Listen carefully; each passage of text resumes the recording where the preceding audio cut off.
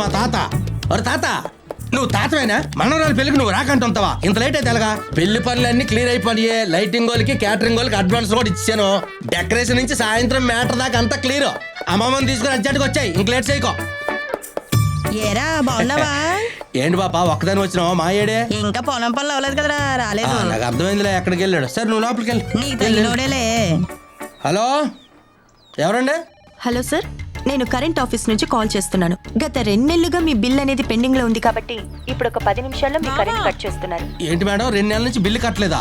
నేను బిల్లు కట్టి 2 రోజులు అయిందండి. చూడండి, ఇక్కడ మేము కరెక్ట్ గానే చెక్ చేసి చెప్తున్నాము. 2 నెలలుగా మీ బిల్ అనేది పెండింగ్ లో ఉంది కాబట్టి ఒక 10 నిమిషాల్లో మీ కరెంట్ ఇప్పుడు తీసేస్తున్నారు. ఏంటమ్మా? నా రూమ్ లో ఏసీ రావట్లేదు. మన రూమ్ లోకి వెళ్ళి పెద్ద ఫ్యాన్ ఉంది సార్, వెళ్ళు. ఆ మేడం గారు చెప్పండి. సార్, మేము ఇక్కడ చెక్ చేసే చెప్తున్నాం. మీరు 2 నెలలుగా బిల్ కట్టలేదనే చూపిస్తుంది. మేడం అది కాదు మేడం, ఒక పక్క మా చెల్లి పెళ్లి జరుగుతుంది, చుట్టాలు బంధువులు అందరూ వచ్చారు. ఈ టైంలో మీరు కరెంట్ తీసేస్తారంటే మాకు చాలా ప్రాబ్లం అయిపోతుంది. సార్ ప్లీజ్, ఇక్కడ చేసేదేమీ లేదు. మీరు కరెంట్ ఆఫీస్కి వెళ్ళి ఇమ్మీడియట్ గా మీ పెండింగ్ బిల్ ఏదైతే ఉందో అది పే చేసేయాలి. పే చేసిన తర్వాత 24 గంటల తర్వాత మీకు పవర్ అనేది వస్తుంది. ప్లీజ్ మేడం, మా చెల్లి పెళ్లి మేడం, మా పరిస్థితిని అర్థం చేసుకోండి. సరే సరే సార్, మీరు ఇంతలా చెప్తున్నారు కాబట్టి మీ పరిస్థితిని నేను దృష్టిలో పెట్టుకొని నేను మీకు ఇప్పుడు ఒక లింక్ అనేది షేర్ చేస్తాను, చూడండి. దానికి మీరు ఒక 10 రూపీస్ పంపిస్తే చాలు. ఆ లోపల మా వాళ్ళు కరెంట్ కట్ చేయకుండా నేను చూస్తాను. కానీ రేపు పొద్దున్న మీరు కరెంట్ ఆఫీస్కి వెళ్ళి మీ పెండింగ్ బిల్ అనేది క్లియర్ చేసేయాలి. సరే మేడం, ఇప్పుడే కట్టేస్తాం. చెప్పినందుకు చాలా థ్యాంక్స్ మేడం. మేడం, మీరు పంపిన లింక్కి 10 రూపాయలు పంపించాను madam. Okay sir, thank you. అమ్మయ్య, థ్యాంక్స్ మేడం.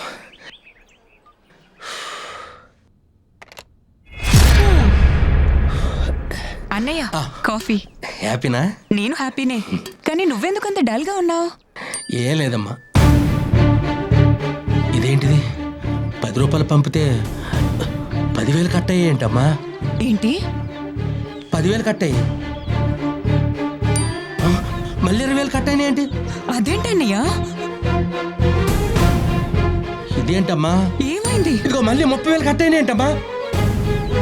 ఏం చేశారు? ఏమైందన్నయ్య? ఏం చేయలేదమ్మా, ఒక లింక్ క్లిక్ చేశాను, అక్కడి నుంచి కట్ అవుతున్నాయి డబ్బులు.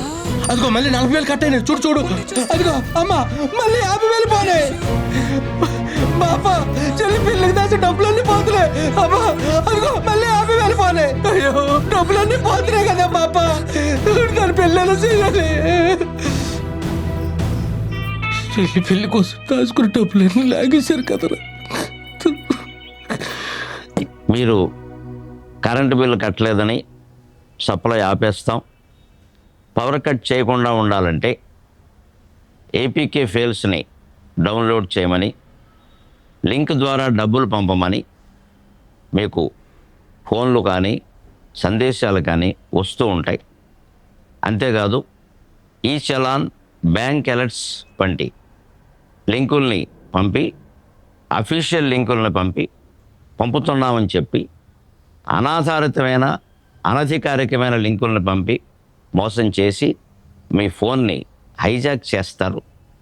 అంచేతన చాలా జాగ్రత్తగా ఉంటూ, ముఖ్యంగా ఏపీకేతో ముగిసే ఫైల్స్ను కానీ తప్పుడు లింకులను కానీ ఏవి ఆన్ చేయకుండా ఉండి మీ సొమ్మును మీరు కాపాడుకోవలసిందిగా విజ్ఞప్తి చేస్తున్నాం. ముఖ్యమైనది, ఏదైనా జరిగితే ఫిర్యాదు చేయవలసి వస్తే 1930 నంబర్కి కాల్ చేయండి, లేదా www.cybercrime.gov.in మీరు ఫిర్యాదు చేయొచ్చు. దగ్గరలో ఉండేటువంటి పోలీస్ స్టేషన్ లేదా ప్రత్యేకంగా సైబర్ క్రైమ్ పోలీస్ స్టేషన్లో ఫిర్యాదు చేయొచ్చు. మీ బ్యాంక్ వారికి కూడా సమాచారం ఇవ్వడం చాలా ముఖ్యమని దయచేసి మర్చిపోకండి.